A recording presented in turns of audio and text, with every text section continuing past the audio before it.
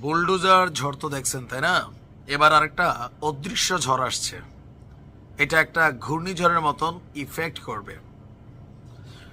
ইউনূস সরকারের যে প্রশাসন আছে আস্তে আস্তে প্রত্যেককে সাইজ করা শুরু করছে। বিশেষ করে আওয়ামী লীগ সরকারের আমলে যারা অতি গুরুত্বপূর্ণ পদগুলোকে হোল্ড করেছিলেন, যেমন ধরেন ডিসি, এসপি, সচিব, আরও বিভিন্ন যে কি পয়েন্টগুলো আছে লাইক আইজিপি, আমাদের সেনাপ্রধান এখনও বাদ আছেন, আরও অনেকেই যারা বিভিন্ন জায়গাতে ছিলেন, ইভেন অনেকে অবসরপ্রাপ্ত হয়েছেন। ভাবছেন যে আমার তো আর বিপদ নাই, কিন্তু ভাই বিপদ আপনার উপর ঘূর্ণিঝড় আকারে খুব শীঘ্রই অবতীর্ণ হতে যাচ্ছে।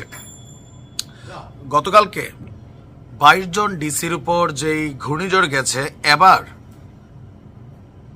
প্রশাসনের খুবই শক্ত অবস্থানে থাকা যারা এসপিরা আছেন তাদের উপর ঝড় যাচ্ছে। পুলিশের ছোটোখাটো পদে যারা ছিল তারা অনেকেই অভিশংসিত হয়েছে, চাকরি হারিয়েছে, বরখাস্ত হয়েছে। বাট এবার রাঘব বোয়ালদের ধরার ঘোষণায় দিয়েছে সরকার।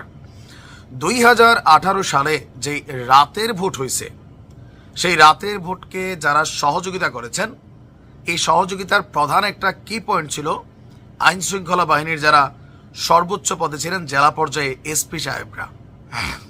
আজকে আমরা দেখলাম যে আপনার সরকারের পক্ষ থেকে বলা হয়েছে যে 2018 সালে নির্বাচনের সময় দায়িত্ব পালনকারী 64 জেলায় যে সকল পুলিশের এসপিরা ডিউটি পালন করেছেন তাদেরকে ওএসডি অথবা বাধ্যতামূলক অবসরে পাঠানো হবে।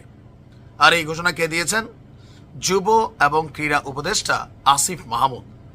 যেহেতু সরকারের সিদ্ধান্ত, তার মানে ডক্টর ইউনূস সরকারের একটা নতুন সিদ্ধান্ত। আর তিনি তার ফেসবুক পোস্টের মাধ্যমে বলেছেন যে 2018 সালে রাতের ভোটের নির্বাচনে 64 জেলার দায়িত্বে থাকা এসপিদের বাধ্যতামূলক অবসরে পাঠানো হচ্ছে। এর আগে 2018 সালে অনুষ্ঠিত একাদশ নির্বাচনের রিটার্নিং কর্মকর্তা হিসাবে দায়িত্ব পালন করা 33 জন ডিসিকে ওএসডি করেছে। আর আমরা যদি দেখি যে এরপর আসলে কাদের তালিকা আসতে যাচ্ছে, তা আমার মনে হয় এরপরে ধরেন যারা ইউএনও আছেন তাদের উপর একটা ঝড় আসতে যাচ্ছে। হতে পারে এরপরে এসপি যারা আছেন তাদের উপর ঝড় আসতে যাচ্ছে, থানার ওসি তাদের উপরে ঝড় আসতে পারে ধাপে ধাপে। কারণ কি, সরকার আস্তে আস্তে কন্ট্রোলিং নিচ্ছে। রাষ্ট্র ক্ষমতায় আসার পরে হুট করে যদি এসপিদেরকে বহিষ্কার করত তাহলে কি হতো? বিশৃঙ্খলা তৈরি হতো। এখন সরকার মোটামুটি এই প্রশাসনগুলোর উপরে একটা স্টেবিলিটি পেয়ে গেছে।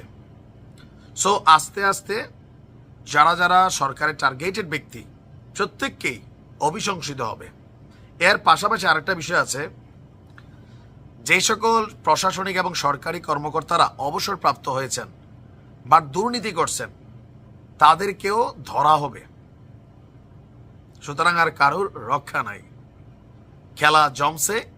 এগুলাতে একটা পজিটিভ দৃষ্টিভঙ্গি কোনটা আছে? আমি মনে করি আগামী দিনে নির্বাচনে যারা দায়িত্ব পালন করবেন রাজনৈতিক সরকার কর্তৃক প্রভাবিত হয়ে পরবর্তী সরকার আসলে এই সিদ্ধান্তগুলা কন্টিনিউ হতে থাকবে।